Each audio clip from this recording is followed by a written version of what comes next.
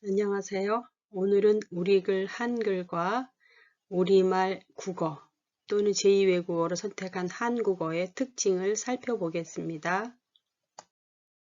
한글은 소리 글자이다.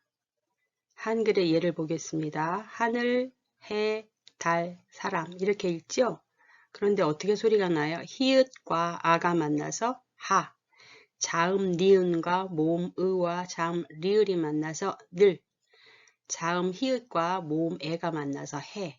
그래서 자음과 모음이 만나서 하, 늘, 해 이런 글자가 만들어졌어요. 그러나 한자는 이렇게 사람의 모양, 나무의 모양, 밭 이렇게 어떤 실제로 그 물건들을 상형을 해서 그걸 본따서 그렸어요. 그래서 날일자를 볼게요. 요거는 해지요. 그래서 날일 또는 해일 이렇게 말하고요. 요거 달, 요거 약간 반달같이 생겼네요.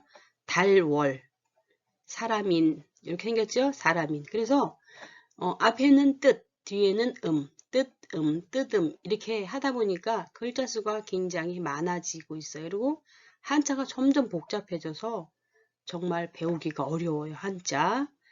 자, 그 다음에 우리 한글의 좋은 점은 이 글자랑 소리, 발음이 같다는 거예요. 히읗이면 흐, 히읗 이런 소리가 나요. 기억이면 그, 기억 이런 소리가 나는데 그대로 아가 나죠? 아가 났다가 애가 났다 이렇게 변하지가 않아요. 글자, 한 글자 한 글자하고 소리가 같다. 그런데 영어 같은 경우는 볼게요. 글자 A, 모음이지요. 어떨 때는 A, 상황에 따라서 소리가 이렇게 달라져요. 그래서 영어를 처음 우리가 배울 때 굉장히 영어랑 한글이랑 다르니까 굉장히 혼란스러웠죠. 발음 기호까지 알파벳 26글자도 힘든데 발음 기호까지 배우려니까 성인문의 학습자들은 맨날 영어 안 한다고 이렇게 말씀하시기도 하는 게 바로 이런 부분입니다. 여기서는 어떻게 garden, ace, apple, apartment. 그래서 이렇게 한 글자 안에서도 글자 소리가 달라요. 그런데 한글은 어떻게 해요? 글자와 소리가 같다. 아주 좋은 글이지요? 볼까요? 한글은 모아쓰기를 한다. 자음과 모음이 만나 음절, 소리의 마디를 이루는데 하나의 모음만 가지고도 소리가 나요. 이, 오. 이빨 할 때 또는 한자어의 두이, 다서도 할 때 한 글자로도 소리가 되지요. 음절이라고 합니다. 나, 모 이런 글자를 할 때 자음 니은과 모음 자음 미음과 모음 우. 그래서 자음과 모음이 만나서 음절을 이루기도 해요. 그 다음에 자음, 모음, 자음 이렇게 초성, 중성, 종성 이렇게 히읗, 니은 받침이 있는 거지요. 기역, 우, 기역 이렇게 음절을 이루는 형태가 세 가지가 있어요. 그래서 한글은 음절 단위로 모아쓰기를 한다. 이게 무슨 말이냐? 손 이렇게 하는 걸 모아쓰기라고 그래요. 시옷, 오, 니은 이렇게 안 써요. 어떤 게 더 눈에 확 빨리 들어오나요? 이게 눈에 빨리 들어오죠? 이거는 뭐야 하고 읽게 되지요. 그래서 우리는 모아쓰기를 하고 있어요. 반면에 영어는 같은 음석 문자라도 이렇게 풀었어요. 핸드, 손이 핸드예요. hand. 그죠? 모음을 중심으로 자음들이 있네요. 풀어 쓰는 것보다 이렇게 쓰는 것이 훨씬 2.5배나 빠르게 읽을 수 있다고 합니다.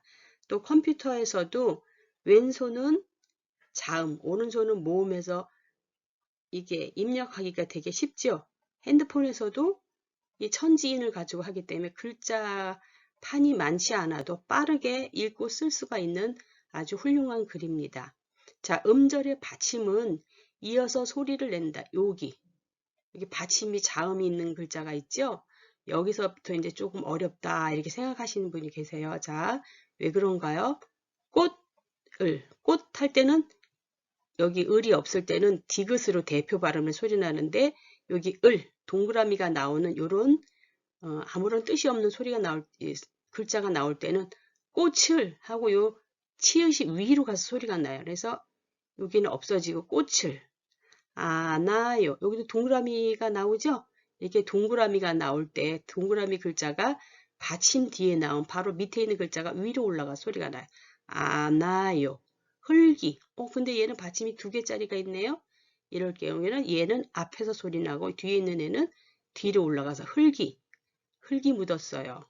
자, 그런데 얘네랑 달리 얘는 오산 이렇게 소리가 안 나고 오단, 옷, 우리 옷의 안쪽 바깥쪽 이렇게 뜻이 있을 때는 얘가 대표 소리로 바뀌어서 오단 이렇게 소리가 난다. 얘는 뜻이 없어요. 조사예요. 아요, 어요, 어미예요. 이 조사 이럴 때는 바로 올라가서 소리가 나지만 이게 뜻이 있을 때는 대표 소리로 바뀌어서 소리가 난다. 좀 어렵나요? 한번 훑어보고 있는 중입니다. 자, 소리가 만나면 소리는 변동하게 되어 있어요. 자, 글자 음절이 모여서 끝에 받침으로 올 때가 아까 있었죠? 그럴 때는 이 끝소리가 자음이 14개가 다 소리가 나는 게 아니라 7개만 나고요. 두음, 말의 앞에에는 리을이나 이런 게 오지가 않아요. 그래서 노동신문이 아니라 노동, 여자가 아니라 여자 이렇게 하는 거. 자음동화에는 비음아, 호소리가 나는 거라든가 유음이 아닌데 유음아 되는 거 어떤 거예요? 국물 있어요. 국물 할 때, 국 할 때 이게 궁 이렇게 소리가 나요. 궁. 그 다음 미음아는 뭐예요? 신라 할 때 신라, 니은이 리을로 변해 이런 거. 국의음아는 굳이, 같이 이런 거. 사이 소리는 어떻게 돼요? 된 소리가 나요. 고춧가루 할 때 가루, 콧물 이런 거. 또 축약되는 거, 짧아지는 거 있죠. 좋다, 히읗과 디귿이 만들어서 티읕 이렇게 바뀌는 거. 모음이 탈락되는 거, 솔락, 자음 탈락, 모음 탈락 이런 거 있어요. 그래서 없어지는 건 탈락이에요. 그 다음에 전설 모음아. 전설 모음이 아닌 게 뒤로 가서 붙는 거. 잡히다가 재피다. 모음조와 모음자, 모음, 양성 모음, 음성 모음 되는 거 있죠? 이런 것들이 많기 때문에 음운이 변동되기 때문에 한글이 어려워. 이렇게 하시는 분도 계세요. 자, 한글은 조사 어미를 첨가한다. 이 첨가, 붙이는 거에 더 교착, 첨가, 이런 첨가. 이게 조사가 있어요. 어미가 있어요. 그래서 영어에는 없어요. 나, 너, 사랑 이러면 다 되는데 우리는 는, 를 이렇게 조사가 붙어요. 조수의 조수, 말의 조수 이런 게 있어야지 의미가 명확해지는 거야. 나는 누구를? 너를. 어미 끝에 붙이 동작을 나타내는 말이 끝이 변하는데 이렇게 어미를 첨가해요. 뭐뭐 한다. 여기가 다 바뀌어요. 사랑하다, 한다, 했다, 하셨다 이렇게 변하죠. 그래서 이는 조사가 붙는 게 한글의 특징이고요. 조사가 생략되는 경우가 많아요. 다 이미 알고 있을 때 대화체라든가 이럴 때 먹다, 무엇을 먹다, 밥을 먹다 할 때 을이 없어요. 밥을 먹었어? 너 밥을 먹었어? 너 밥 먹었어? 이렇게 생략되는 경우가 많아요. 그 다음에 어미에는 이게 시제, 높임법, 부정, 사동, 피동 이런 것들이 붙어서 변화를 해요. 나는 너를 사랑했다. 이거는 현재 사랑했다. 과거죠? 시제, 과거. 현재, 미래 이런 걸 시제라고 그래요. 그 다음에 높여. 아버지께서는, 아버지는 이래도 되는데 아버지께서 아드님을 하셨습니다. 이렇게 하셨습니다. 이렇게 이런 말들이 변해서 붙어요. 어미에 가서. 그 다음에 여기 이제 사동 같은 거는 뭐뭐 하게 하다. 나는 이거 국을 끓이다. 저절로 끓는 게 아니라 내가 끓이게 하는 거예요. 야, 며느라 이거 좀 하게 해라. 뭐래서 여기가 끓여라, 먹여라, 입혀라. 뭐 이렇게 변하겠죠. 피동도 마찬가지예요. 도둑이 잡히다. 잡다가 아니라 잡히다. 보이다. 만들어지다. 뭐뭐 하게 되다. 여기가 다 변하고 있습니다. 그 다음에 양태는 뭐예요? 이런 거. 말하는 사람의 심리적으로 저거는 뭐뭐일 거야. 추측. 뭐뭐 바람, 소망. 저건 뭐뭐겠지. 판단, 제한 이런 것들에 의해서 이런데 말이 변화된다. 이런 말이에요. 자, 그 다음에 한국어에는 의성어, 의태어, 감각적인 어휘들이 상당히 발달되어 있어요. 동당, 퐁당, 풍동, 풍동 이런 소리, 양성, 음성, 모음 이런 것도 있고 반짝반짝, 번쩍번쩍 모양, 감각적인 오감, 노랗다, 누르끼리, 누르스름, 드론드론, 소곤소곤, 송알송알, 매끈매끈, 까끌까끌, 물컹물컹, 촉각, 시각, 그 다음에 짭조름 달짝지근 미각이죠. 퀴퀴퀴퀴 한 거 이런 건 뭐예요? 후각이겠네요. 고소한 씁쓸한 매콤한 그래서 이런 오감 언어가 많이 발달되어 있어서 시어라든가 문학을 쓸 때 굉장히 효과적으로 사용할 수가 있어요. 자, 그 다음에 우리 한글은 주어, 목적어, 서술어로 어순이 되어 있어요. 말이 순서가 그렇게 되어 있어요. 주어가 뭐예요? 어떤 행동을 하는데 주체, 누가 하는지, 무엇이 하는지, 사람이면 누가, 물건이나 또는 동물 이름 무엇이 이렇게 되겠죠? 무엇이 똑같을까? 무엇이 또 젓가락, 육가락 뭐 이런 거 있죠? 그래서 이렇게 사람이 아닌 거 이런 거 주체가 돼요. 똑같은 게 누구예요? 무엇이에요? 가는 사람이 누구예요? 오는 사람이 누구예요? 누구 주체가 되는 말이고요. 대상이에요. 하는데 뭘 해요? 뭘 따요?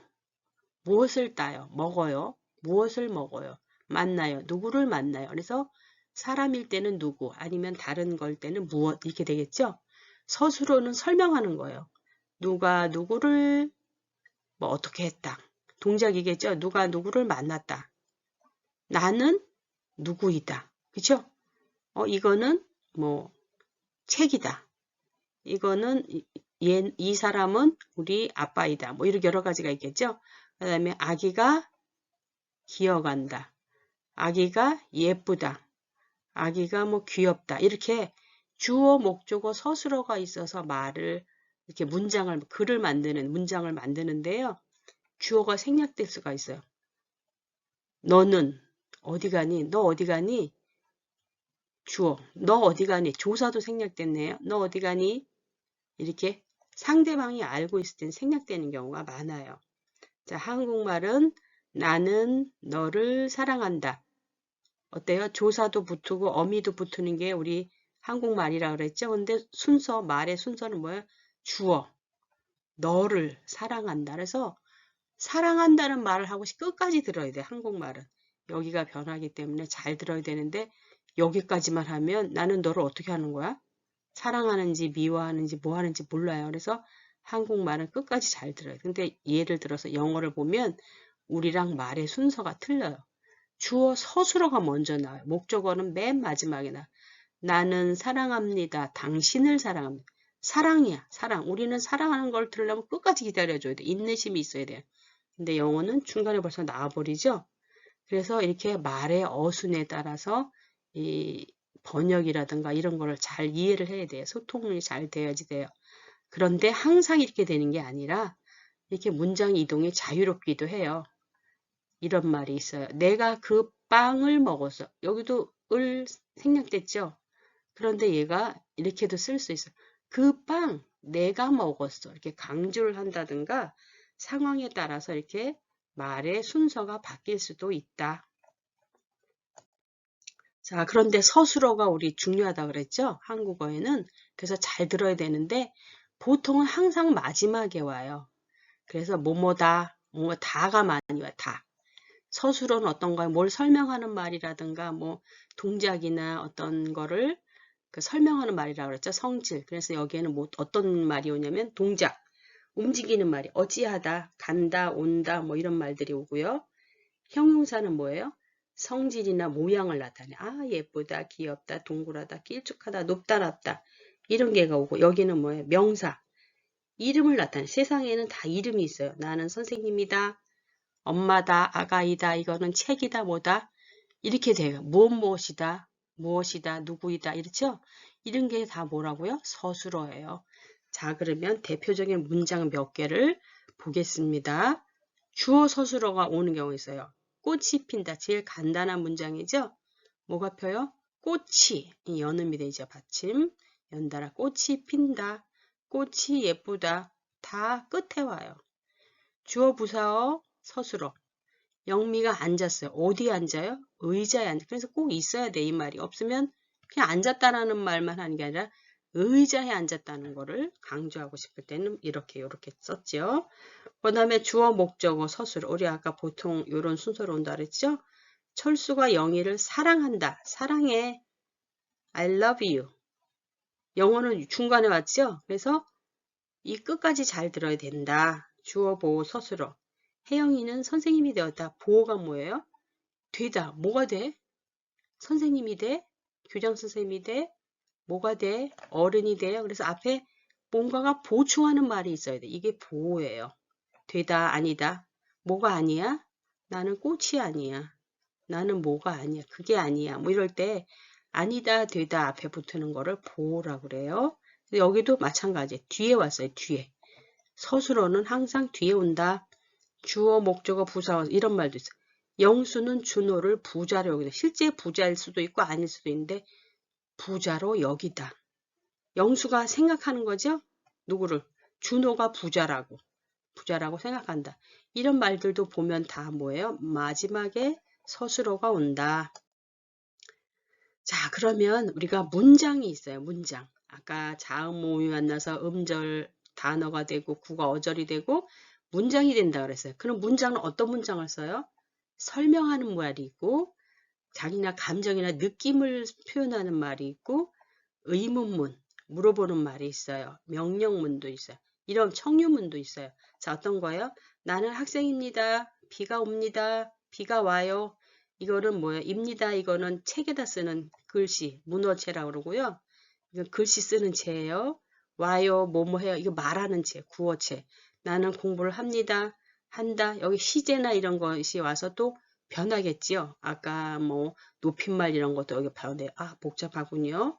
감탄문, 어우, 잘하시네요. 한국어를 잘하는구나. 잘하는군. 잘하네.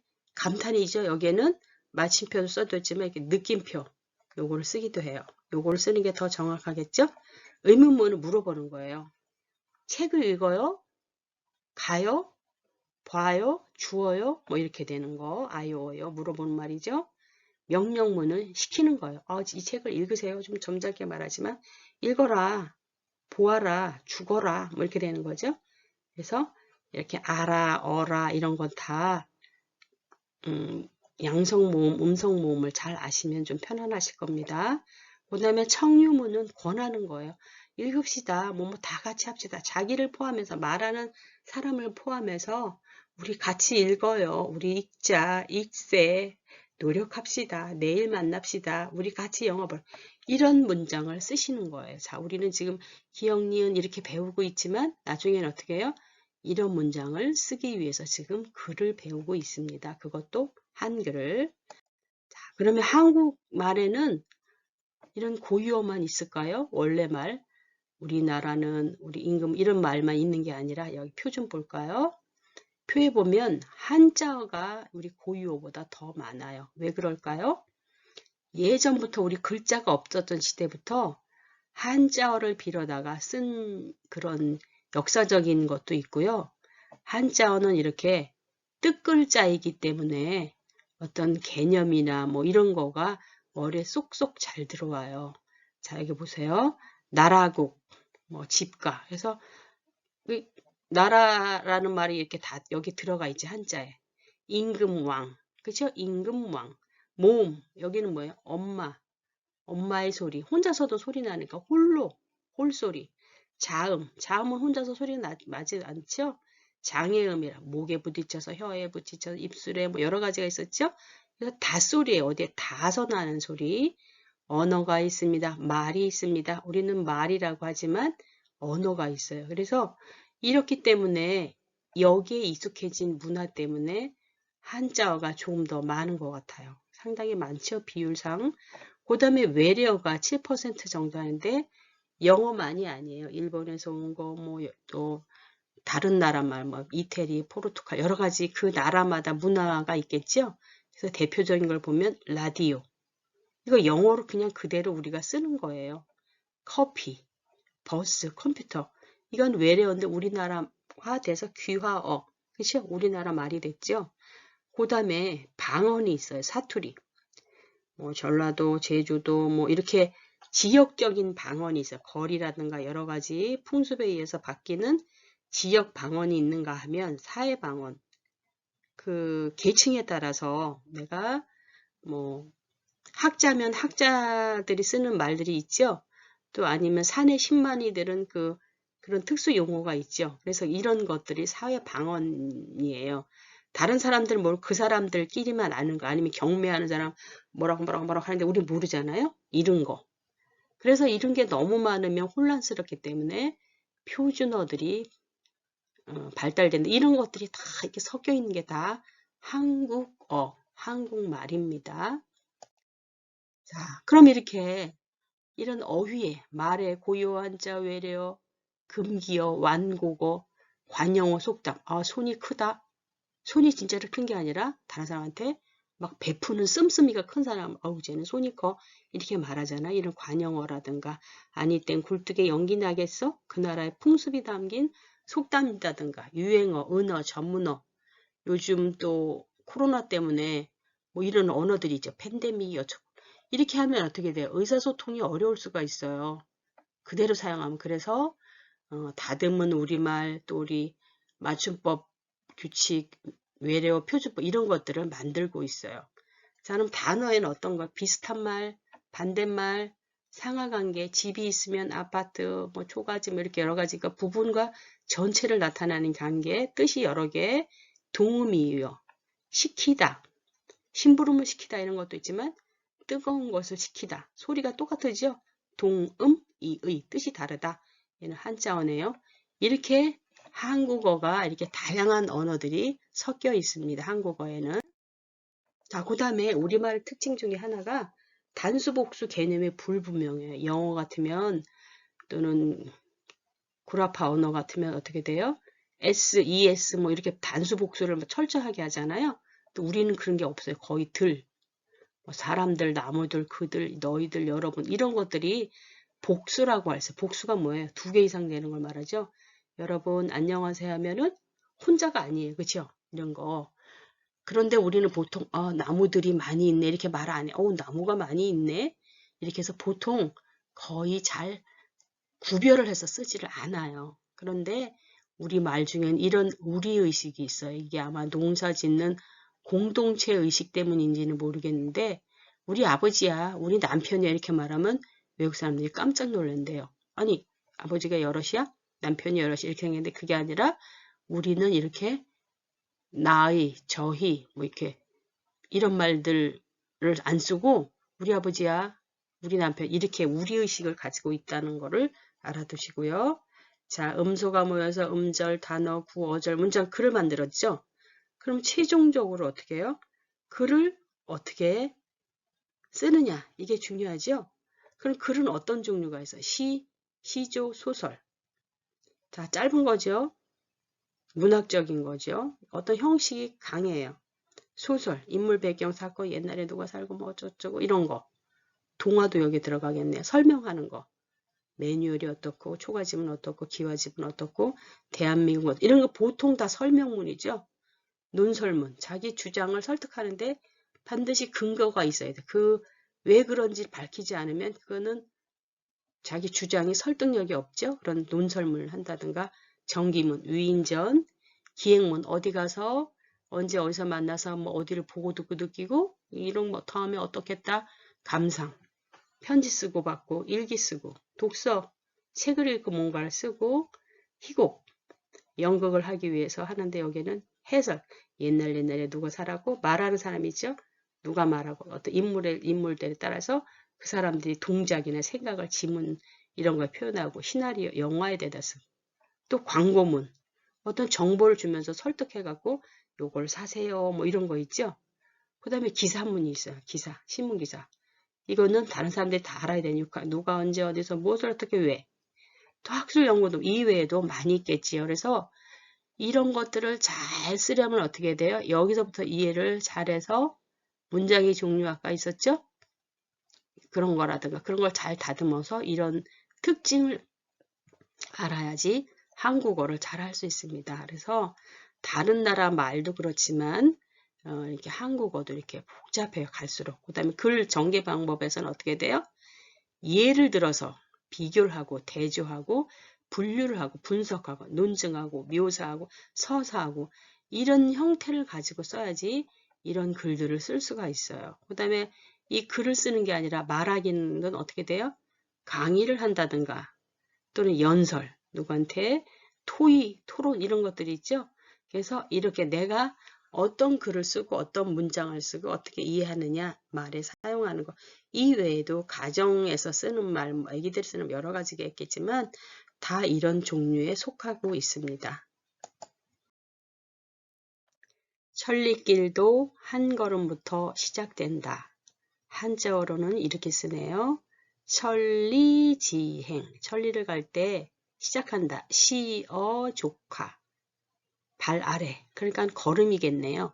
걸음 아래 시작한다. 천리지행, 시어 조카. 자, 전체를 보니까 좀 복잡한 것 같기도 하지만 우리가 멀리 내다보고 갈 때 더 목표가 있으면 더 멀리 갈 수 있겠죠? 그래서 전체적으로 한번 훑어보고 다음 시간에는 이렇게 또 차근차근 세부적으로 공부해 보도록 하겠습니다. 감사합니다.